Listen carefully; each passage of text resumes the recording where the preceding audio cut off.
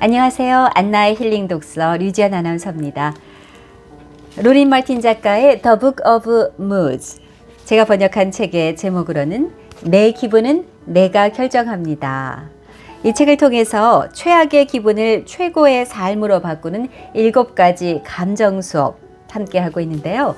오늘은 그 8번째 시간으로 예상치 못한 상황에서 겪게 되는 기분과 이럴 때의 감정을 어떻게 다스릴 수 있을까를 생각해 보려고 합니다.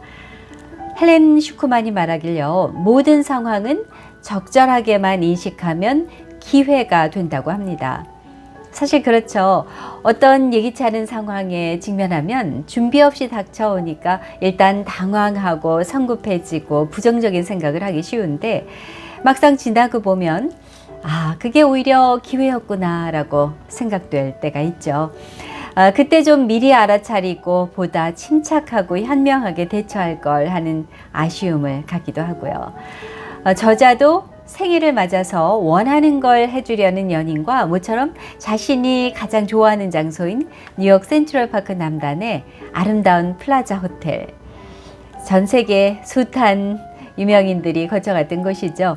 이곳에 맘먹고 갔는데 하필 그날따라 공사 중이어서 원하는 곳에서 기대했던 기분을 만끽할 수 없자 또 그 훈련되지 않고 분출되는 부정적인 감정이 밀려들어서 나한테는 항상 이런 일이 일어나. 아무리 열심히 해도 되는 일이 없잖아. 인생은 불공평해. 이런 불평을 연인에게 털어놓으면서 투덜댑니다. 그리고는 어떤 감정이 왔을까요? 후회가 밀려오죠. 자신을 기쁘게 해주려고 애쓴 연인과 그날의 남은 시간 모두를 망쳤으니까요. 생각을 더하며 왜 고작 그런 사소한 불평이 마치 세상의 종말처럼 느껴졌는지를 곱씹어 보니까 그녀가 내린 결론은 사건에 대한 인식이 잘못됐다는 것입니다. 사람들이 느끼는 불쾌한 감정을 느끼는 원인을 연구하는 실험에서 과학자들은 우리가 과민 반응을 하게 만드는 요인으로 불공평, 무례함, 자존감 상실, 그리고 거부, 이렇게 4가지를 발견했습니다. 그리고 심리학 교수인 에드디너와 랜디라스는 인성과 사회심리학 저널에서 감정적 유형의 차이는 사람들이 사건을 어떻게 해석하는지와 밀접하게 연관되어 있다고 주장합니다. 그들은 사람들에게 일주일간의 일과 그들의 모든 감정적 반응을 기록하라고 했는데, 그 결과 감정 반응이 많았던 사람들은 나쁜 이미지에 집착하는 경향을 보였답니다. 오랫동안 사소한 것에 대해서 지나친 반응을 보이며 살아온 걸 깨달은 저자도 수년간 자신의 감정 읽기를 통해서 기분에 대한 통찰과 성찰을 거쳤으니 이젠 더 이상 그렇게 감정이 요동치는 모습에서 벗어나고 싶어졌습니다. 강한 여성이 되고 위기와 불행에 위험 있게 맞서는 당당한 여성. 설사 가방을 잃었어도 뭐 할 수 없지, 그죠?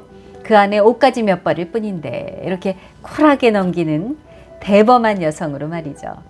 그러면서 만약 우리가 인생의 가장 큰 사건을 겪으면서도 자신을 잘 관리할 수 있다면 작은 사건에서도 그렇게 할 수 있다고 얘기합니다. 어떤 일이 닥쳤을 때 비명을 지르며 허우적거리고 나갈 수도 있지만 인내심을 가지고 우아하게 헤쳐나갈 수도 있습니다.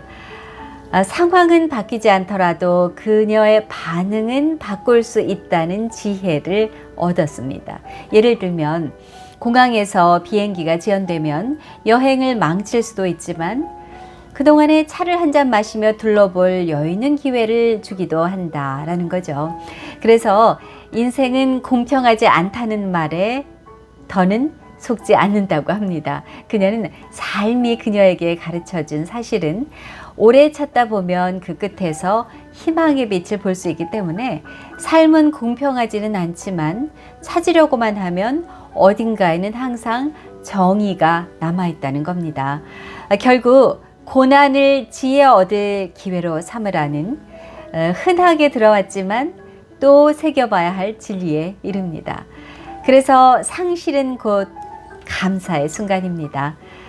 아동문학 작가 애니드 블라이터는 장애물을 처리하는 가장 좋은 방법은 장애물을 디딤돌로 활용하는 것이다 라고 했는데, 예기치 않은 일, 뜻하지 않은 상황에 처할 때 다른 길이 열릴 거라고 생각하라는 겁니다. 소설가 사라 데센도 모든 것이 항상 원만하고 완벽했다면 당신은 아마 이미 그것에 지나치게 익숙해졌을 겁니다. 때때로 조금씩 흐트러지지 않으면 일이 잘 될 때 결코 진정으로 즐기지 못할 거라고 하네요.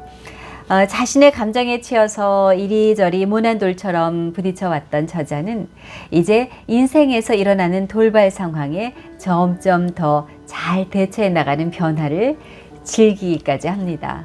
그리고 이 책의 집필이 끝나갈 무렵 그녀는 그 어느 때보다 강해져 있었습니다. 그런 성장을 한 그녀가 조언합니다.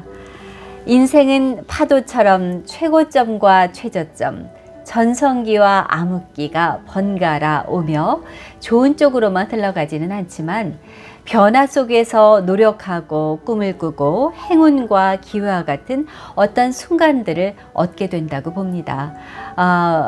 모든 것이 변하지 않을 것처럼 보일 때 마법은 또 찾아오고, 그러나 그러한 믿음을 지키는 건 각자의 의무랍니다. 우리의 마법이 다시 시작되리라는 걸 기억하면서 말이죠. 기분 또한 나쁜 기분은 언제든 좋아질 수 있는 법이니까 모든 것이 망가지는 것 같고 꿈의 파편이 더 이상 보이지 않는 것처럼 느껴질 때도 인생은 원래 이런 식이라는 걸 기억하고 언젠가 다가올 당신의 시간을 기운내서 맞이하라고 조언합니다.